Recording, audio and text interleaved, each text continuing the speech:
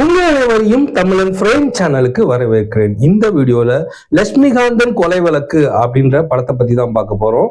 இந்த படத்தினுடைய டைரக்டர் தயாளு பத்மநாபன். இந்த படத்தினுடைய ஒன்லைன் என்னன்னா, கொலை செஞ்ச ஒரு தூக்கு தண்டனை கைதி அவன் ஏன் கொலை செஞ்சான், எதனால கொலை செஞ்சான், அவனுக்கு தூக்கு தண்டனை எப்படி நிறைவேறிச்சு அப்படின்றதான் இந்த படத்தினுடைய ஒன்லைன்.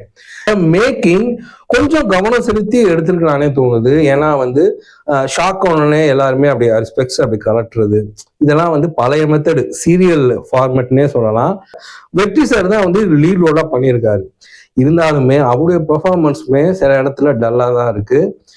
அவங்க தூக்கு தண்டனை போகும்போது அவங்க அம்மாவை பார்க்கணுன்றாங்க, அவங்க அம்மா வராங்க. ஸோ அவங்க அம்மாவை பார்த்தோன்னே இவர் பண்ற ரியாக்ஷன் இருக்குல்ல, பயங்கர ஒஸ்டாவே இருக்கு. பெர்ஃபார்மன்ஸ் ஏன் இப்படி பண்றாருன்னு ஏன் தெரியல. பாண்டிய சாருக்கும் வெற்றி சாருக்கும் அந்த மரண தண்டனையை பத்தி ஒரு சின்ன விவாதம் நடக்கும். ஸோ அந்த விவாதத்துடைய சீன்ஸ் அவ்வளவு லென்த்தா அந்த சீனை எடுத்து வச்சிருக்காங்க. அது சொன்ன விஷயம் கரெக்ட், ஆனா சொல்லப்பட்ட விதம் தான் தப்புன்ற. கைதி தப்பிச்சு போயிடுவாரு. சரி, ஓகே, இதை வச்சு ஏதோ சொல்ல போறாங்க போல அப்படின்னு பார்த்தா அந்த கைதி பிடிச்சிருவாங்க. அதுக்கப்புறமேட்டு அந்த கைதி ஏன் தப்பிச்சான், அந்த சீன் தேவையே இல்லை. கவிதா பாரதி சார் தான் லட்சுமிகாந்த் தான் நடிச்சிருக்காரு. அந்த கொலை பண்ற விஷயம், அந்த சீன்ஸ் எல்லாமே இன்னுமே நல்லா எடுத்திருக்கானே சொல்லலாம். நமக்கு குத்துறாங்கண்ணா அப்படின்னு நமக்கு தோணணும். ஸோ அந்த மாதிரி நமக்கு எமோஷனலாவே எந்த வித கனெக்டுமே ஆகல.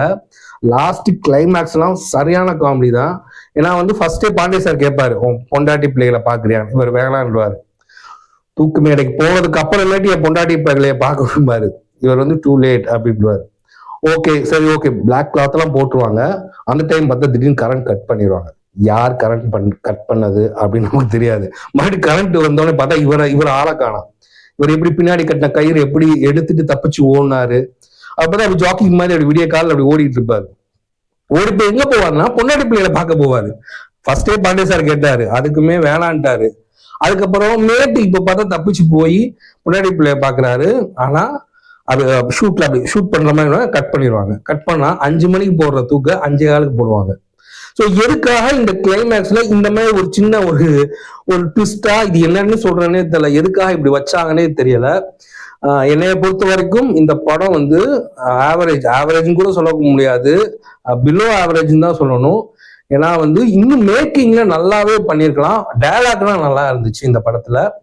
ஸோ நீங்க பார்க்கணும், உங்களுக்கு இஷ்டம் இருந்துச்சுன்னா நீங்க பாருங்க, அதுக்கப்புறம் உங்க இஷ்டம் தான்.